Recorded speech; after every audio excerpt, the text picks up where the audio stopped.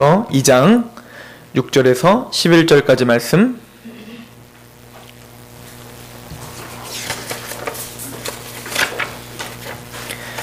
빌립보서 2장 6절에서 11절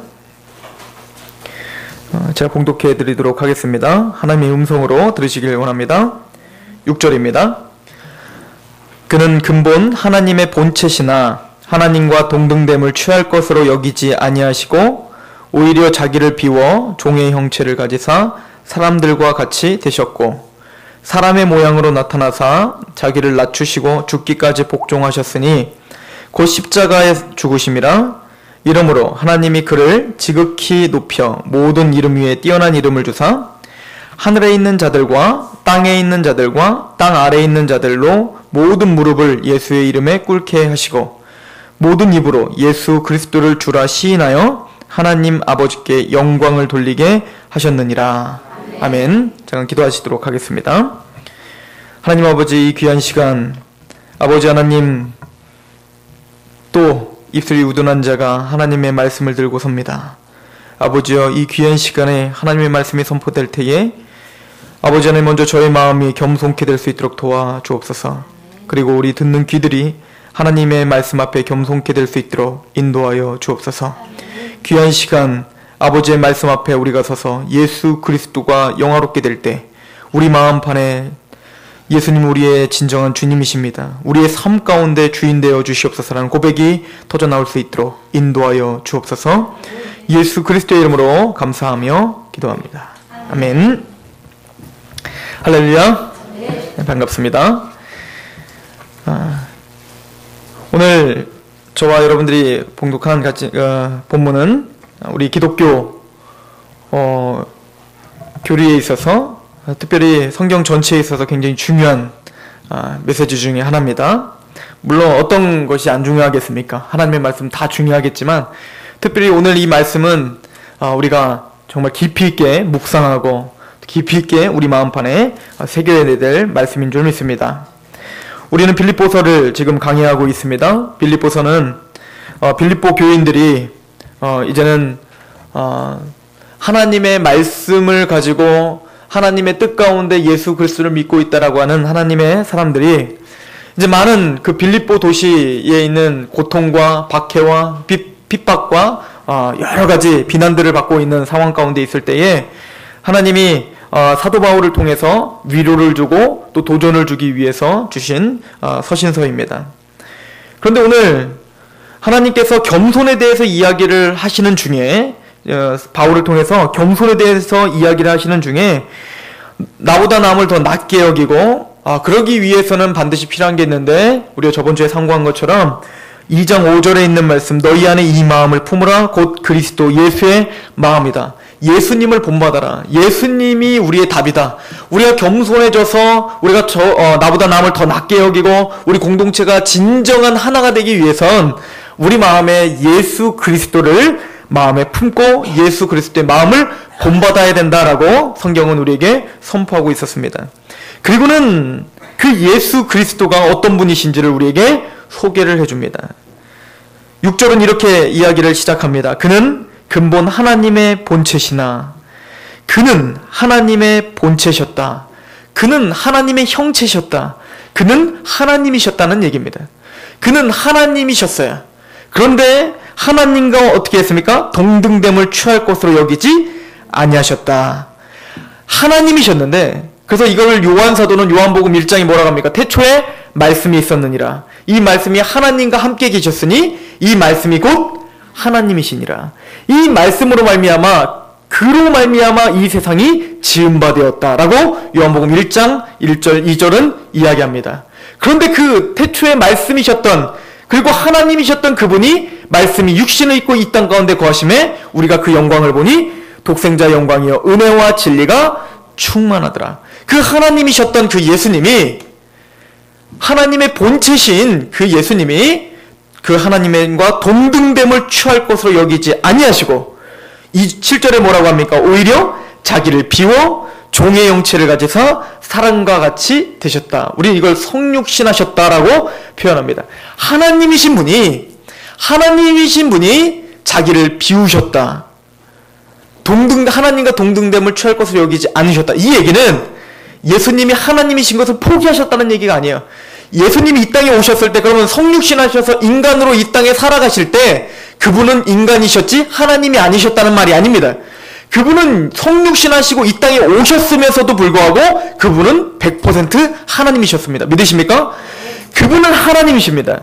육신을 입고 이 땅 가운데 오셨음에도 불구하고 그분은 뭐였어요?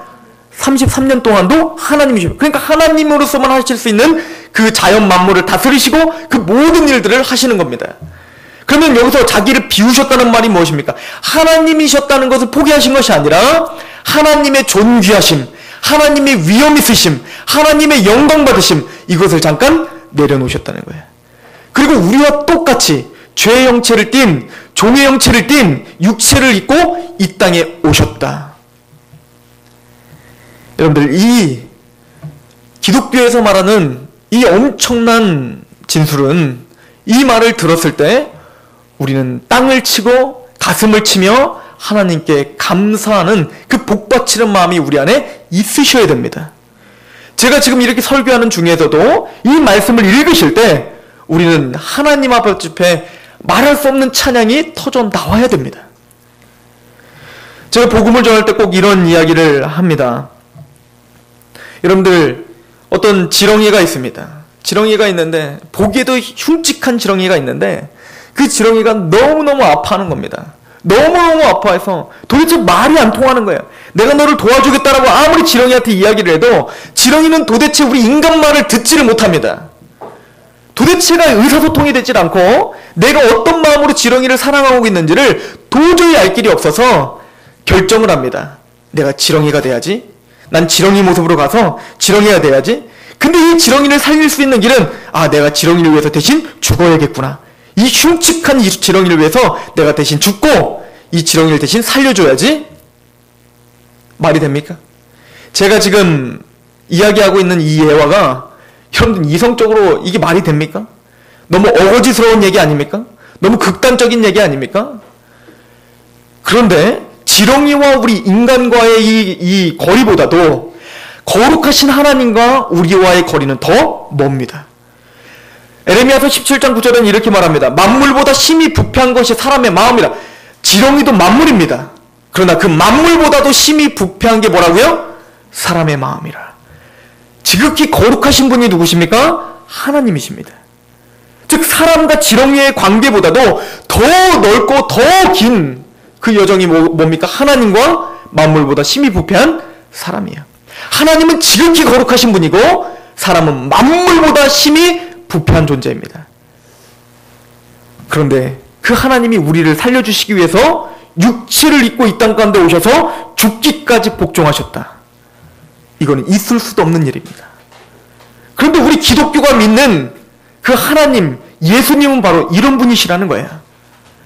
이것은 우리가 이성을 뛰어넘는 얘기요. 어떤 역사 속에서도 있었던 일이 아닙니다. 어떤 종교에서도 감히 말할 수 없는 메시지를 우리는 지금 믿고 있는 것입니다. 그분은 우리를 위해서 성육신하셨습니다. 그것만으로도 우리는 놀라셔야 됩니다. 그것만으로도 우리는 이렇게 하나님을 힘없이 찬양할 수는 없습니다. 로마서 8장 3절은 이렇게 말합니다. 율법이 육신 연약하여 할 수 없는 그것을 하나님은 하시나니 하나님은 죄 없으신 아들을 죄 있는 육신의 모양으로 보내사 우리의 죄를 정하셨다. 이것을 위해서. 율법이 우리 육신 연약하여, 우리 인간은 하나님의 율법을 다 지켜 행할 수 없기 때문에 오직 그 일을 하실 수 있는 분은 오직 하나님밖에 없으셔서 하나님은 자기 아들 하나님이신 그 예수 그리스도를 이 땅 가운데 우리 죄 있는 육신의 모양으로 보내사 우리의 죄를 정하셨다. 이것은 하나님의 엄청난 대가지불이요 예수 그리스도의 엄청난 복종 가운데 이루어진 은혜인 줄 믿으시기 바랍니다. 고린도후서 8장을 한번 볼까요? 고린도후서 8장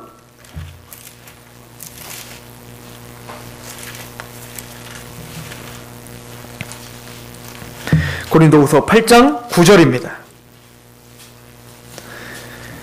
한번 한 목소리로 봉독해 봅니다. 시작. 우리 주 예수 그리스도의 은혜를 너희가 알거니와 부유하신 이로써 너희를 위하여 가난하게 되심은 그의 가난함으로 말미암아 너희를 부유하게 하려 믿으십니까? 천지의 창조주이신 하나님이신 가장 부유하신 예수 그리스도께서 누구를 위해서? 우리를 위해서 가난하게 되셨습니다.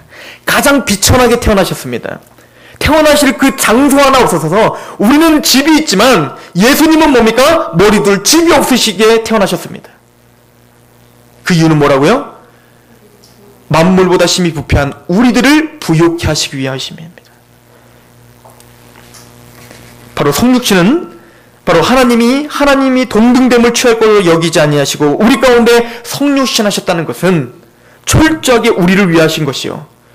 예수 그리스도는 그 부유하심이 있었지만 자기를 돌아보지 않고 우리를 돌아보심으로 말미암아 우리를 더 낫게 여기심으로 말미암아 우리를 위해서 십자가에 죽기까지 복종하시고 이 땅 가운데 낮아지셨다. 이것이 우리가 믿는 기적입니다. 세상 사람들은 이것을 믿지 못합니다. 이것을 알 수도 없습니다. 깨달을 수도 없습니다. 이것을 눈물을 흘리며 찬양하고 있는 우리들을 보며 이해하지도 못합니다. 그러나 우리는 이 십자가의 능력이 우리를 강하게 붙잡아 예수 그리스도를 찬양하고 있습니다. 그리고 그분은 낮아지심은 성육신하셔서 옵니까? 33년 동안 사신 것도 낮아지심입니다. 하나님이신 분이 어떤 장소와 또 뭡니까? 시간의 한계를 두고 육체를 이 땅 가운데 사시는 그것 자체가 고난이십니다. 그런데 말할 수 없는 고난 가운데 시달리심을 당하십니다.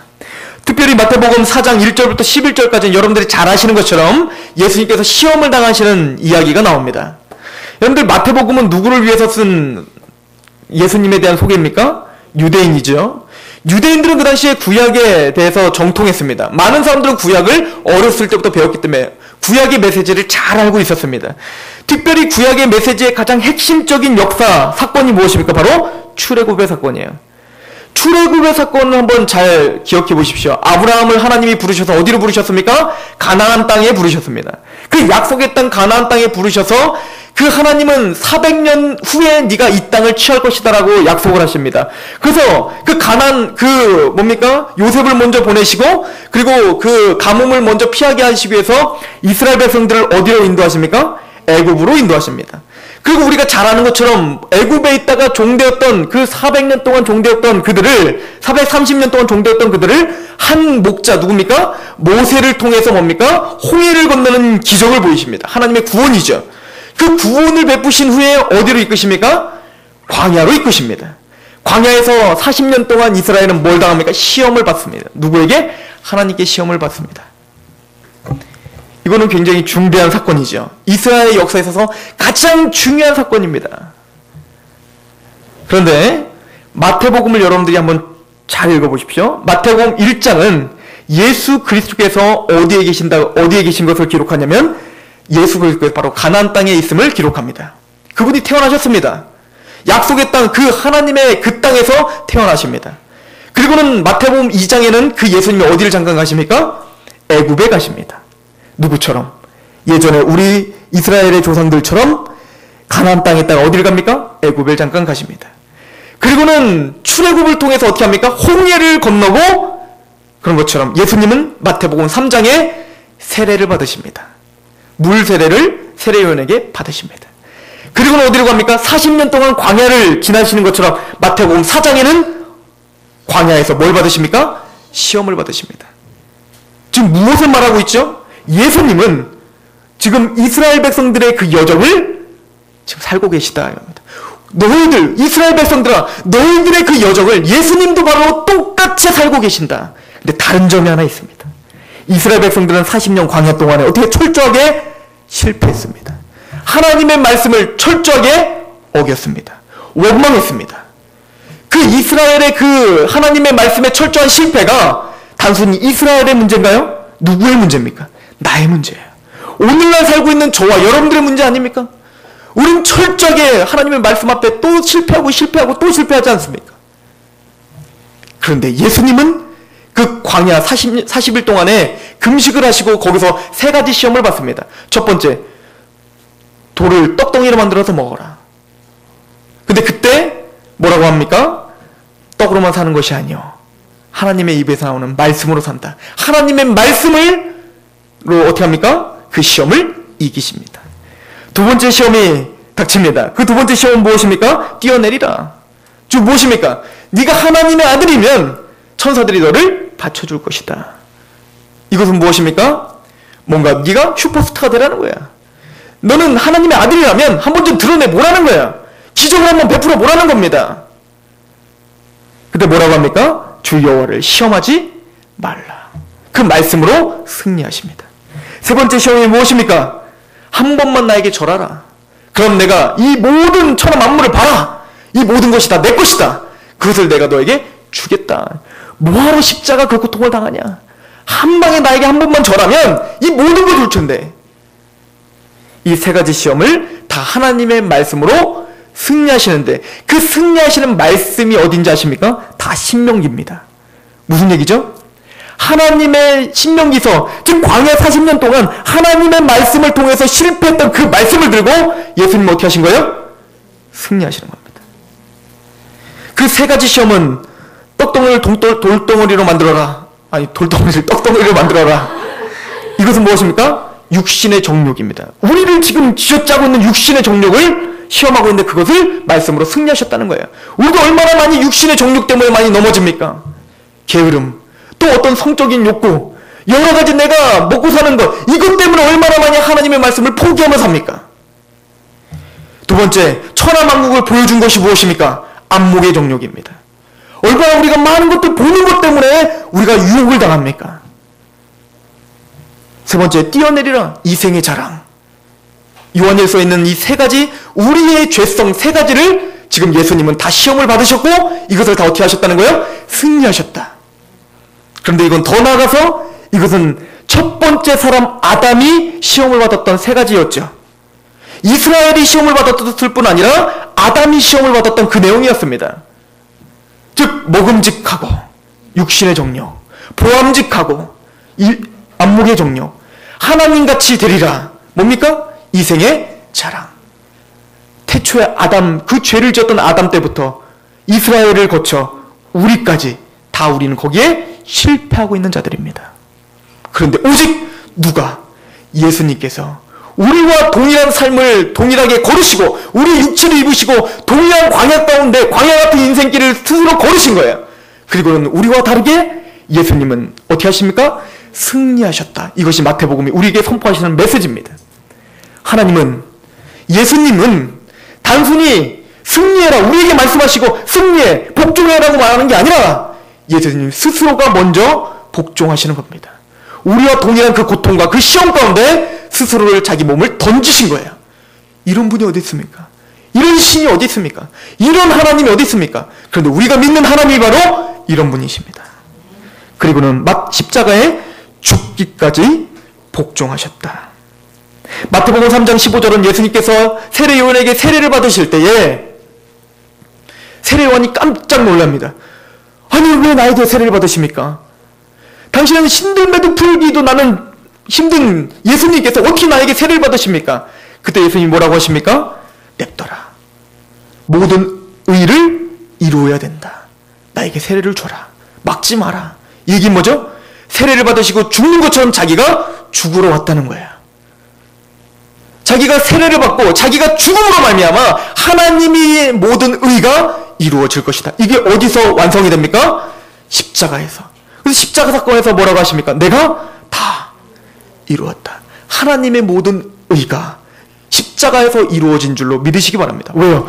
우리는 이스라엘 백성처럼 철저하게 이 광야 같은 인생길에서 철저하게 우리는 실패할 수밖에 없는 인생입니다. 누구부터?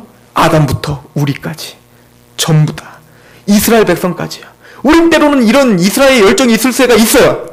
이스라엘 백성들이 처음에 모세가 시내산에서 율법을 받고 딱 내려왔을 때 그 10계명을 딱 공포했더니 이스라엘 백성들이 뭐라고 합니까? 막 찬양을 하면서 내가 다 지켜 행하겠습니다.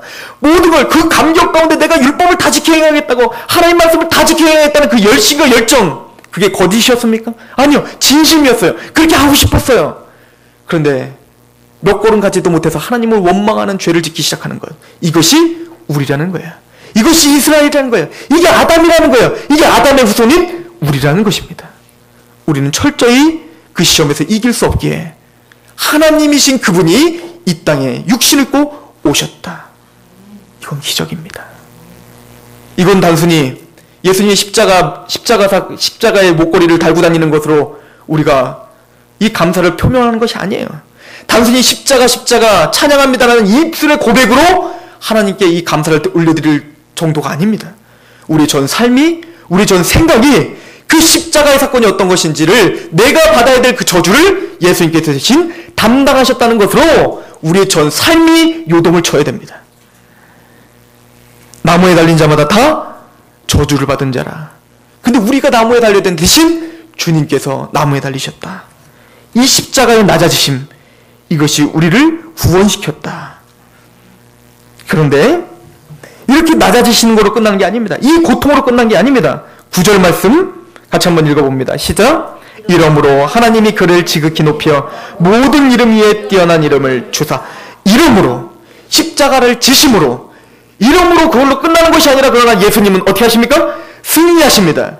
이것을 우리는 높아지심.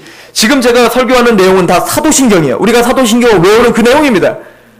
전능하신 하나님께서 우리를 천지를 창조하시고 우리를 위해서 예수 그리스도를 우리한테 내어주셨다. 낮아심을 말합니다. 그러나 우리가 그 예수님께서 뭡니까? 3일 만에 부활하셨다. 그리고 승천하셨다. 하나님 우편에 계신다. 이 모든 것이 뭡니까? 높아지심. 지금 그것을 빌립보서는 이야기합니다. 부활을 하셨습니다. 예수님은 부활하셨어요. 여러분들 이제 2주 후면 부활절입니다. 부활주일이에요. 한번 나중에 부활주일날 한번 나가보십시오. 성탄절날은 이런 문구들이 붙어 있습니다.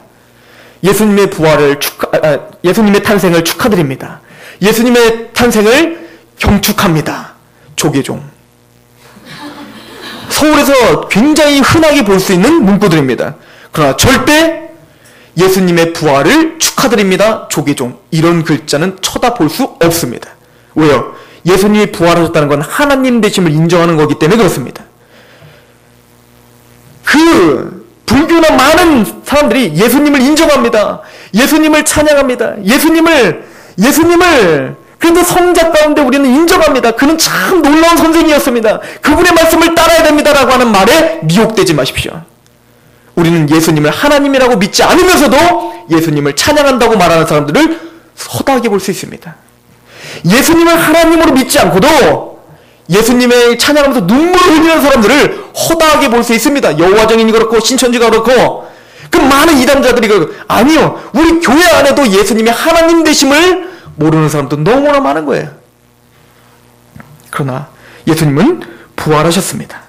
부활은 예수님이 하나님 되심을 증명하신 것이요.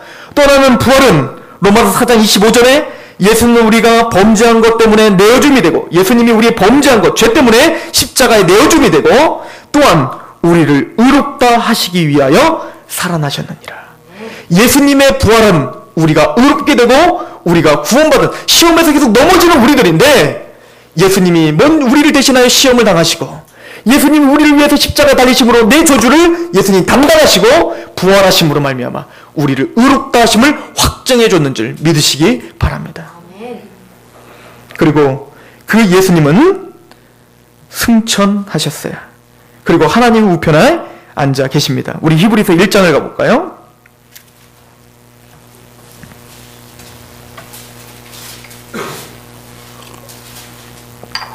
히브리서 1장 3절입니다. 같이 한번 읽어보겠습니다. 시작. 이는 하나님의 영광의 광채요 그 본체의 형상이시라. 그의 능력의 말씀으로 만물을 붙드시며 죄를 정결하게 하는 일을 하시고 높은 곳에 계신 지극히 크신 이의 우편에 앉으셨느니라. 아멘. 이는 하나님의 영광의 광채죠. 빌립보서와 동일한 이야기를 하고 있죠. 그의 본체의 형상이시라. 그의 능력의 말씀으로, 그의 능력, 예수 그리스도의 능력의 말씀으로 만물을 어떻게 하세요? 붙들고 계십니다.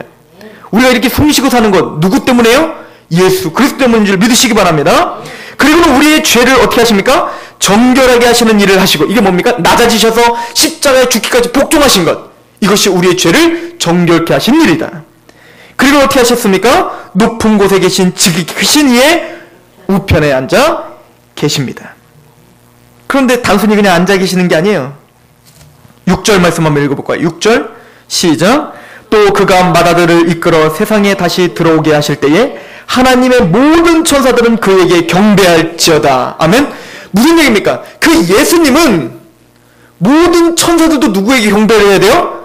예수님에게 경배를 해야 될 대상이에요. 더 나가서 10절에서 11절 한번 읽어봅니다. 시작. 또 주여 태초에 주께서 땅에 기초를 두셨으며 하늘도 주의 손으로 지은 바라. 그것들은 멸망할 것이나 오직 주는 영존할 것이요 그것들은 다 옷같이 낡아지리니 의복처럼 갈아입을 것이요 그것들은 옷같이 변할 것이나 주는 여전하여 연대가 다함이 없으리라. 예수 그리스도는 태초에 주께서 땅에 기초를 두셨어요. 누가? 주님께서요. 예수님은 땅에 기초를 두신 창조주이십니다. 믿으십니까? 그리고 연대가 다함이 없습니다. 그분은 계시록에 나는 알파와 오메가라. 처음과 나중이라. 이해가십니까? 창조하신 창조주요. 마침내 마침표를 찍은 승리자이신 줄 믿으시기 바랍니다. 그럼 육체를 입고 이 땅 가운데 우리처럼 살아가셨지만 그분은 하나님이시고 지금 하나님의 그 영광 가운데 지금 하나님의 우편에서 우리를 위해서 중보하고 계십니다.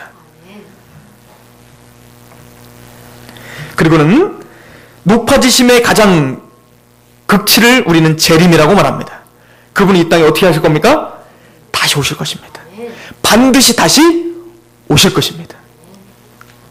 히브리서 9장을 보십시오.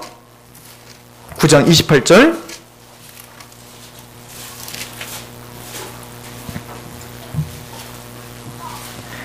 같이 읽어봅니다. 시작. 이와 같이 그리스도도 많은 사람의 죄를 담당하시려고 단번에 들이신 바 되셨고 구원에 이르게 하기 위하여 죄와 상관없이 자기를 바라는 자들에게 두 번째 나타내 영화의 구원을 말하는 겁니다. 우리가 영화롭게 되고 완성시키고 온전한 승리를 주시기 위해서 죄와는 상관없이 첫 번째 예수님이 오셨을 때 뭐요? 우리의 죄를 담당하시기 위해서 오셨지만 두 번째 나타나실 때 우리의 온전한 구원을 이루시기 위해서 어떻게 하십니까? 두 번째 반드시 나타날 것이다 라고 이야기합니다.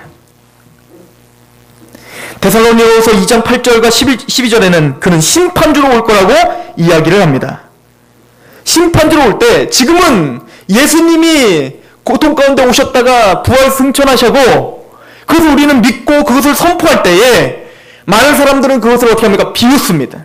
그리고 우리에게 고난을 주고 핍박을 주고 그것을 비아냥거립니다. 빌립보 성도들에게 왜 사도 바울은 이 말을 선포하고 있을까요? 물론 예수님이 하나님이신데 그것을 비우시고 이 땅 가운데 낮아지신 것처럼 너희들도 좀 남을 좀 낮게 여기고 그래라 라고 이야기하는 것도 마찬가지지만 지금 빌립보 성도들에게 모든 것의 승리는 바로 이 예수 그리스도를 믿고 그분을 바라는 것에 있다는 것을 이야기해 주는 것입니다. 무슨 얘기입니까? 계시록 1장을 보십시오. 그 재림의 날 심판 때가 되면 계시록 1장 7절을 한번 보십시오.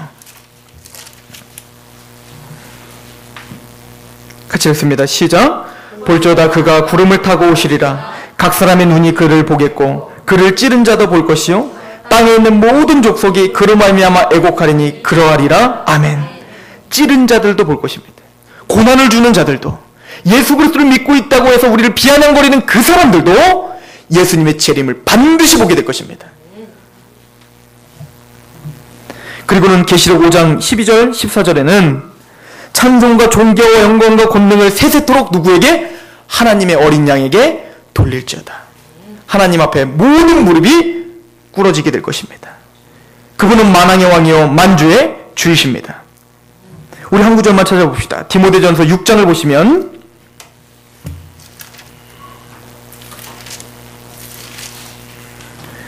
이 만왕의 왕이요 만주의 주이심을 누구에게 이름이 돌려지는 겁니까? 원래 6장 15절 시작.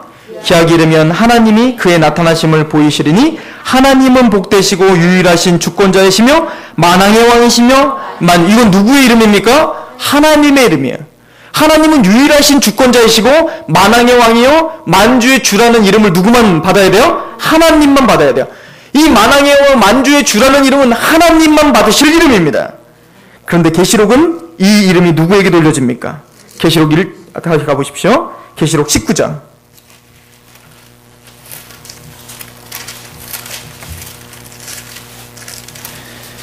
계시록 19장 16절입니다. 같이 한번 읽어볼까요? 시작. 그 옷과 그 다리에 이름을 쓴 것이 있으니 만왕의 왕이요 만주의 주라 하였더라. 누구의 이름이? 예수 그리스도의 이름이. 그분은 우리의 만왕의 왕이요 만주의 주이십니다.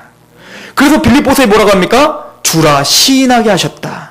모든 무릎을 꿇고 예수를 주라 시인하게 하셨다. 여기서 주님이라는 것은 퀴리오스라고 하는 단어는 히브리어의 아도나이라고 하는 단어를 번역한 것입니다. 그러니까 아도나이라고 하는 단어는 히브리 유대인들은 이제 예수님이 있던 그 시대에는 여호와 하나님이라는 이름을 함부로 부르지 못했습니다. 그래서 구약 70인역이라는 게 있어요. 히브리어 구약을 헬라어로 번역한 게 70인역인데 구약에 나오는 그 히브리어 성경에 나오는 여호와라고 하는 단어를 다 아도나이로 번역을 합니다.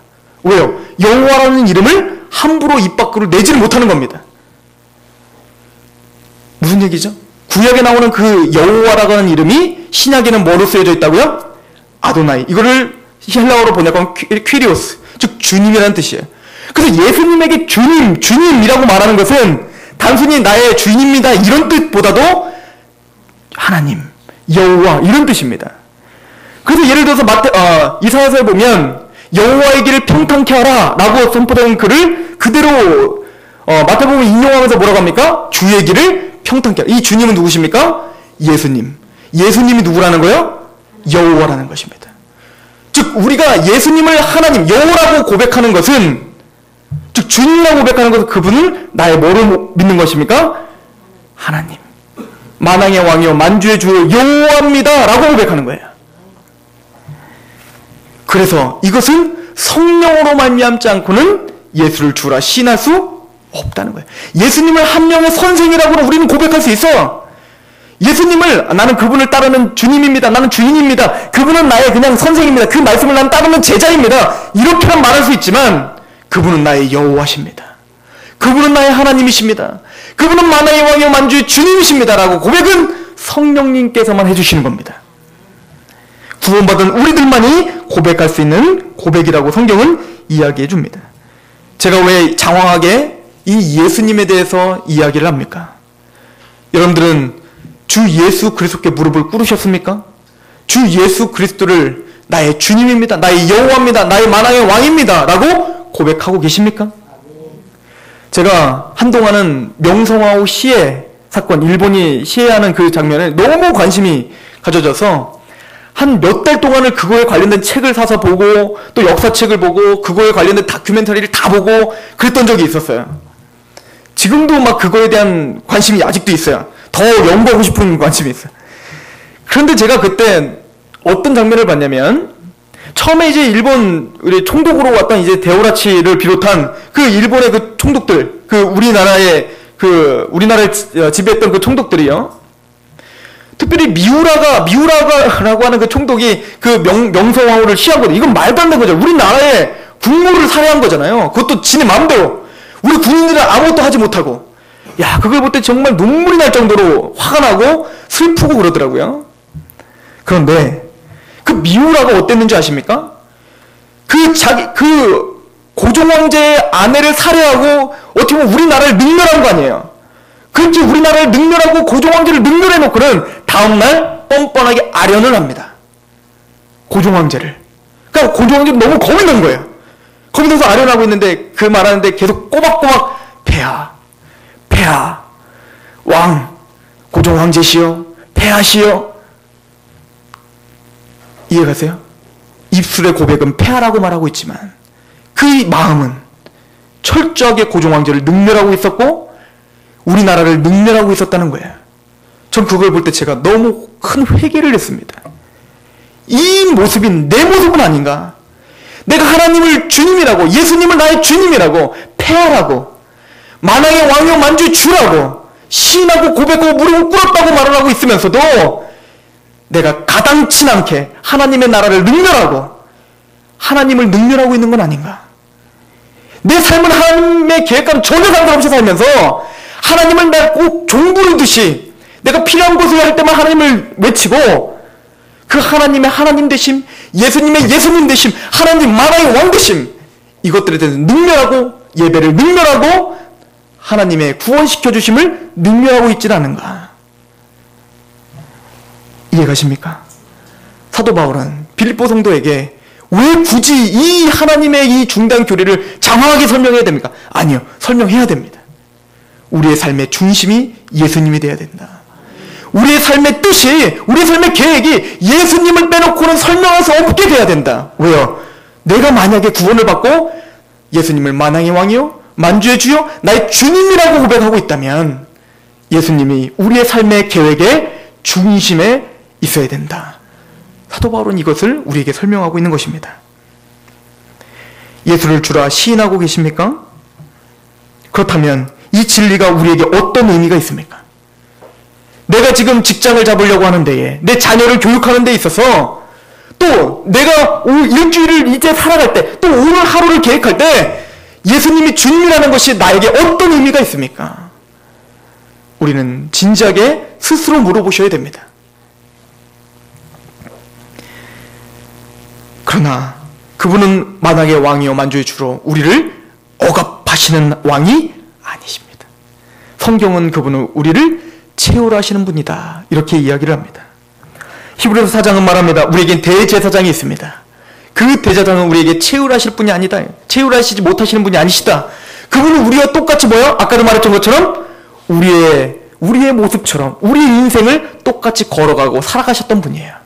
근데 그분이 우리의 주님으로 우리와 함께 하신다는 것은 우리에게 큰 위로와 도전이 됩니다. 제가 요 몇 주일 동안에 좀 고민이 되는 게 하나 있었어요. 왜냐면 제 지식이 없었기 때문에 제 아내가 그 아기가 저기 산부인과를 봤더니 아기가 저기 이렇게 탯줄을 목에 2번 감았다는 거예요. 처음 임신인데 그 소리를 딱 들으니까 어때요? 우와, 인터넷을 한번 두드려봤어. 두드려봤더니 이거는 뭐 몇 명 중에 몇 명이나 있을 법한 뭐 이거는 안 좋은 거고, 이거는 뭐 하여튼 막 안 좋은 얘기만 써지고 막 두려운 거예요. 이거 큰일 났구나. 의사한테 들을 때는 그냥 그랬나 보다 했는데 막 너무 두려운 거예요. 그러고 막 두려워가지고, 왜 그럴까요? 나 모르니까. 너무 두려워서 이거 뭐야 그러다가 제가 누구한테 전화를 했냐면 저희 큰 누나한테 전화해서, 왜 저희 큰 누나는 3명이나 아기를 낳았고, 그래서 저희 큰 누나한테 전화를 했어요. 전화를 해서 누나 기도해줘 우리 아기가. 그랬더니 저희 큰 누나가 우리 막내도 저기 2번 탯줄 감았다고 하더라고요. 지금 잘 났다. 극복했어. 그 소리를 듣는데 위로가 돼요. 이해가세요? 그냥 위로가 돼. 왜요? 나보다 먼저 그 길을 경험해봤어요. 그 사람이 내 옆에 있어서 나한테 괜찮아, 기도할게, 애기 다 건강할 수 있어, 그 소리가 나한테는 위로가 돼요. 무슨 얘기죠? 왜 예수님이 우리에게 위로가 되십니까? 그분은 단순히 팔짱 끼고 순복해 그런 분이 아니십니다. 그분은 우리와 똑같은 모습으로 오셔서 우리와 똑같이 사시고 많은 질고를 당하신 분이에요. 우리가 당하는 그 질고는 예수님의 질고에 비하면 아무것도 아닌 거 우리는 사실은 알고 있어요. 그런 질고를 당하신 분이 겁나서 하나님 앞에 기도할 때 우리에게 오셔서 그러는 겁니다. 걱정 마, 괜찮아, 힘내, 너는 할 수 있어. 이러므로 나는 지극히 높임을 받았지 않니? 모든 무릎이 나에게 무릎을 꿇었지 않니? 내 자녀야, 걱정 마, 힘내. 마침내는 네 눈물을 닦아줄 거야. 마침내는 네가 부활할 거야. 마침내는 하나님 너에게 복 주실 거야. 그게 우리의 위로가 되는 거야. 하나님이 때로는 우리에게 돈을 주시지 않지만 하나님은 하나님 자체를 우리에게 주신 것입니다. 함께 동행했다고 하는 것입니다. 이것이 크리스찬들의 기쁨이요 소망이요 위로가 되셔야 됩니다. 이 예수님이 성육신하고 이 땅에 오셨다는 그 교리가 여러분들의 가슴을 치셔야 돼요. 그리고 오늘 그 힘듦이 괜찮아, 할 수 있어, 승리한다, 걱정 마, 내가 너와 함께 있잖아. 그 말씀이 오늘 저와 여러분들의 큰 위로가 되시길 원합니다. 만왕의 왕이요 만주의 주가 되시는 그분은 우리 교회의 머리가 되십니다. 우리를 치는 것은 예수님을 치는 겁니다. 우리를 힘들게 하는 것은 예수님을 힘들게 하는 것입니다. 우리가 힘든 것은 예수님이 힘든 것입니다. 그 예수님이 우리의 주님이시요, 우리의 하나님이시요, 우리의 구원자이십니다. 그것이 여러분들의 삶의 위로와 소망이 되시길 기도합니다. 이것이 또 나보다 남을 낮게 여기는 힘이 되시길 소망합니다. 그래서 이 공동체가 그 예수님의 감격이 되어서 예배가 살아나고 이 공동체가 하나가 되는 놀라운 기적이 가득하기를 소망합니다. 기도하겠습니다.